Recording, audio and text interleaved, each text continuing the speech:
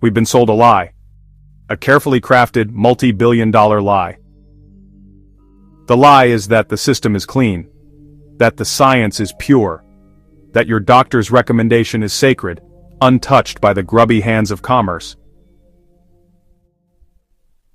It's time to burn that lie to the ground. The system isn't just broken, it's working exactly as designed. And to understand how, we need to look at what happens when the curtain gets pulled back, not by a journalist, but by the U.S. Department of Justice. Let's talk about GlaxoSmithKline's decade-old case. GlaxoSmithKline paid $3 billion to end an investigation by the Department of Justice into its illegal marketing of the antidepressants Paxil and Wellbutrin and the diabetes drug Avandia. The payment, the largest ever in drug marketing history, at the time, and it gives us a perfect blueprint of how Big Pharma market their drugs. It starts with the science. If the data isn't on their side, they simply hide it.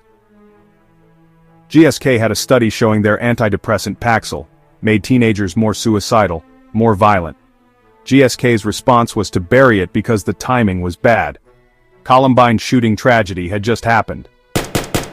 They weren't worried about kids, they were worried about the stock price. The FDA has always been clear about Paxil. It has never been approved for children, and was specifically rejected for children in 2003 and 2004, yet GSK went right ahead and marketed it for kids anyway. That's step one.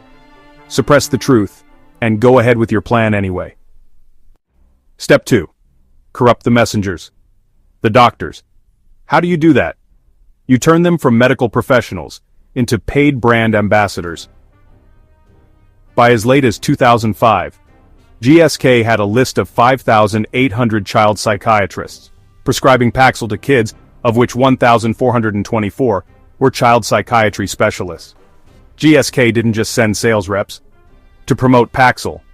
GSK wined and dined doctors in Hawaii and Puerto Rico, treating them to golf, deep-sea fishing, rafting, and balloon rides, all disguised as medical education. It's not education. It's a bribe. A kickback for writing more prescriptions. And if you're a big-name doctor, the price tag is even higher. All the smaller-level doctors blindly trust the bigger names. This is standard across the medical profession, around the world. Wellbutrin is only approved to treat depression, but GSK promoted it as a sex drug. Here's how GSK's PR agency Cooney Waters spun Wellbutrin to the UK tabloid The Sun. Cooney Waters paid TV's Dr. Drew Pinsky $175,000 to hype the drug. This is the first payment of $100,000. Here's the second one for $175,000. Drew suggested that if a woman took Wellbutrin, chemical name bupropion, she might be able to have 60 orgasms in a row. This is the radio show transcript. Doctors were paid $12,000 for giving 6 hours of presentations to other doctors promoting the drug. Let that sink in.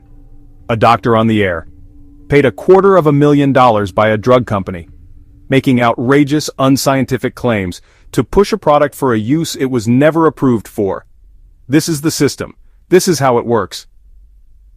GSK's plan worked, and sales grew far in excess of the market rate of growth for antidepressants. And the fine? $3 billion sounds like a lot, but it's the equivalent of getting a speeding ticket on the highway to massive profits. The entire architecture is built to separate you from your money, not your illness. It's designed to create lifelong patients, not healthy people. Modern doctors cannot be considered healers, the same way they were considered in the past. So what do? You wake up. You understand that doctors' recommendations are not God's word. They are human, and they are subject to a system of immense financial pressure and manipulation. You question everything.